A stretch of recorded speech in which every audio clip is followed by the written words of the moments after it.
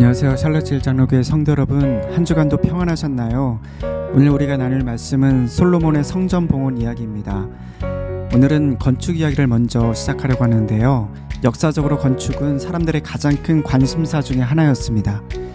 2022년 현재 세계에서 가장 높은 건축물은 아랍에미레이트 두바이에 있는 부르즈 할리파로 알려져 있습니다. 영화 미션 임파서블의 촬영지로 유명한 이 빌딩은 한국의 삼성물산이 시공했는데 총 163층, 높이 828m로 세계 최고 높이의 건축물입니다. 하지만 이 기록도 수년 내에 깨질 것 같습니다. 사우디아라비아에서 건설 중인 제다타워는 무려 1km가 넘는 1008m 높이의 초고층 빌딩으로 2024년에 완공이 예상되고 있습니다. 앞서 우리가 창세기 11장에서 나눴던 바벨탑을 시작으로 역사적으로 전 세계는 서로 경쟁하듯 세계 최고층의 마천루를 건설해 왔습니다. 최고층 건축물에 대한 사람들의 열망은 그것이 단순한 건물 그 이상의 의미가 있기 때문일 것입니다. 바벨탑을 쌓아 우리 이름을 내자라고 말했던 사람들처럼 현재 최고층 빌딩을 통해 사람들은 세상에 관심을 끌고 자신의 이름을 알릴 수 있는 명성을 얻기를 원하는 것입니다. 그래서 도시 혹은 그 나라의 랜드마크가 되는 높은 빌딩 대부분은 그 도시의 이름으로 짓거나 그 나라의 지도자의 이름으로 짓습니다. 현재 최고층 빌딩인 두바이 부르즈 할리파 역시 아랍에미레이트 대통령 이름을 딴 것이죠. 이처럼 역사상 지도자들은 대부분 자기 이름을 딴 화려한 건축물을 가졌습니다. 솔로몬 왕 시대에도 마찬가지였습니다. 주변 국가들은 자신들의 신을 위해 성전을 지었습니다. 자기 나라의 신이 가장 크고 위대하다는 것을 드러내기 위해서 가장 화려하고 높고 웅장하게 성전을 지었던 것이죠. 우리가 잘 아는 그리스도의 파르테논 신전, 이집트의 피라미드 등을 예로 들 수 있습니다. 다윗 왕은 자신의 통치 말미에 이미 화려하게 지어진 자신의 왕궁을 더 크게 중축했습니다. 두로왕 히람의 도움을 받아 당시 최고급 목재인 백향목으로 건축을 한 것입니다. 그러나 그는 하나님의 임재의 상징인 법궤가 안치되어 있는 성막은 여전히 천막으로 지어져 있었기에 안타까운 마음으로 성전을 건축하려 했습니다.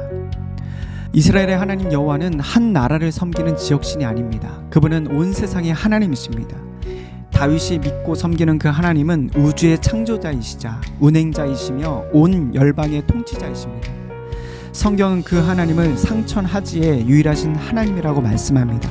그래서 다윗은 온 우주의 주권자이신 그분의 이름과 명성에 걸맞는 성전을 짓기를 원했습니다. 하지만 하나님께서는 다윗이 끊임없는 전쟁으로 많은 피를 흘렸기에 그가 성전 건축하는 것을 허락지 않으셨습니다. 대신에 그 아들 솔로몬을 통해 하나님의 성전을 짓도록 허락하셨습니다. 사실 구약시대를 보면 하나님은 어떠한 특정 장소에 매인 적이 없으셨습니다. 그분은 환상 속에, 불타는 떨기나무 속에, 불기둥과 구름기둥으로 산꼭대기에서, 성막에서, 언약궤를 통해서 자신을 계시하셨던 하나님이셨습니다. 그래서 지금까지 그의 백성이 어떤 한 장소를 가리켜 이곳이 우리 하나님의 집이다 라고 말할 수 있는 정해진 장소가 없었습니다. 그런데 이제 솔로몬으로 인해 상황이 달라지게 됩니다. 세상에 그 어떤 것도 담을 수 없는 하나님을 이제 성전에서 만나뵐 수 있게 된 것입니다. 기꺼이 하나님께서는 자기 백성을 위해서 성전이라는 한 장소에 자신을 담기로 결정하셨습니다. 그리고 마침내 위엄 있는 하나님의 영광과 명성을 온 땅에 드러내는 성전을 지을 때가 온 것입니다. 하나님은 성전에서 그분의 임재를 나타내시며 그분의 능력과 권능과 영광을 세상에 나타내기를 원하셨습니다. 솔로몬은 왕궁을 지었던 두로왕 히람에게 역시 하나님의 성전을 짓도록 요청합니다. 그리고 오늘 본문에서 드디어 솔로몬이 성전을 완공하고 봉헌함으로써 하나님은 다윗에게 하셨던 그 약속을 이루셨습니다. 성전은 하나님의 임재가 있는 곳입니다. 솔로몬은 성전을 완공한 후에 그곳에 언약궤를 드리기 위해 제사장, 레위인, 그리고 각 지파의 우두머리와 함께 온 이스라엘을 모이게 했습니다. 그날에 하나님께서 자기 백성 가운데 영광을 나타내셨습니다. 제사장들이 지성소에서 나올 때에 구름이 성전을 가득 채웠는데 그 때문에 그들이 일을 하지 못할 정도였습니다. 이것은 광야에서 이스라엘을 인도하신 하나님의 영광의 구름이었고 모세가 초기 예배 장소를 봉헌할 때 성막을 가득 채웠던 구름이기도 했습니다. 12절 말씀을 보시면 원래 하나님은 아무도 볼 수 없는 짙은 어둠에 머물러 계셨습니다. 그러나 이제 하나님의 이름과 임재를 위해 지어진 그곳에서 자기 백성과 함께 거하시기 위해서 내려오셨습니다.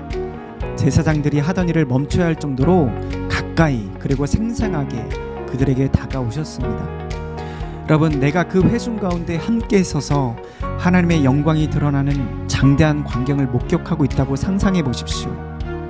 우리 예배가 그런 하나님의 임재와 영광을 바라볼 수 있는 우리 예배가 되기를 원합니다. 그날 이스라엘은 하나님을 복으로 받았습니다. 하나님이 자기 백성에게 주실 수 있는 가장 큰 복은 바로 하나님의 임재입니다.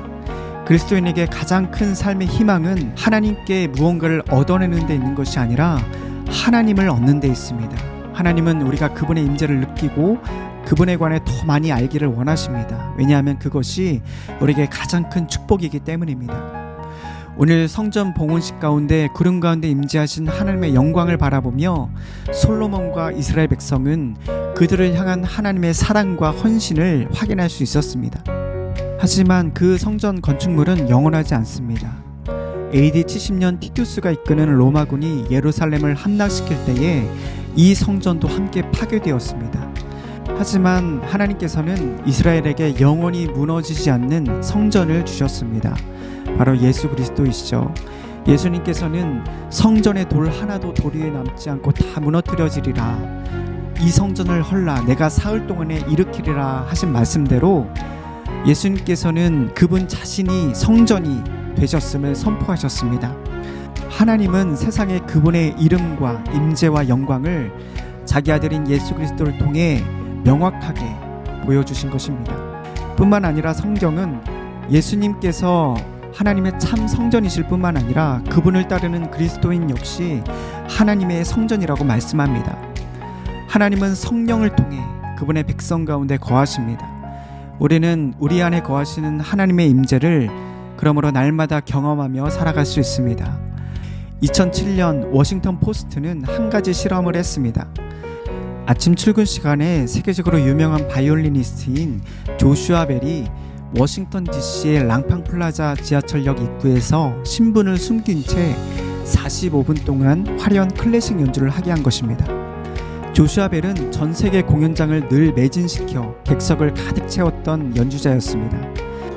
실험 직전 보스턴에서 있었던 그의 연주의 입장료는 $100였고 그 연주 역시 매진이었습니다. 그는 랑팡 플라자 역에서 세계적인 바이올린 명기인 1713년에 제작된 시가 $350만 상당의 스트라디바리우스로 연주를 했습니다. 그날 아침 이 거장이 역 앞에서 스트라디바리우스로 멋진 명연주를 했지만 그는 행인들로부터 큰 관심을 받지 못했습니다. 그가 45분 동안의 연주로 얻은 것은 몇몇 행인들로부터 받은 $32가 전부였습니다. 대부분의 행인들은 그날 아침에도 여전히 바쁜 걸음을 재촉했습니다. 그들 가운데 이 위대한 인물과 명연주를 알아챈 사람이 없었다니 얼마나 슬픈 일입니까? 그런데 이보다 더 슬픈 일이 있습니다. 그것은 많은 사람이 예배를 드리기 위해 모이지만 정작 예배하는 대상인 그 하나님을 인식하지 못하는 사람들이 있다라는 것입니다. 마음속에 바쁜 일정으로 인한 해야 할 일들과 그리고 재밌거리와 걱정거리로 그 마음과 생각이 가득 차 있다면 우리 역시 아침 출근길로 바쁜 걸음 속에 있는 사람들처럼 예배 중에 하나님의 임재와 그분의 영광을 볼 수 없는 것이죠. 결론적으로 오늘 솔로몬의 성전 봉헌 이야기는 우리에게 두 가지 중요한 진리를 가르쳐 줍니다. 첫째, 하나님이 그분의 백성 가운데 거하기를 원하신다는 것이고요. 두 번째로 그분의 이름과 영광이 성전된 우리를 통해서 열방에 알려지기를 하나님은 원하신다는 것입니다. 성전은 하나님의 임재와 영광이 드러나는 장소입니다. 사람들은 성전에서 하나님을 만날 수 있습니다.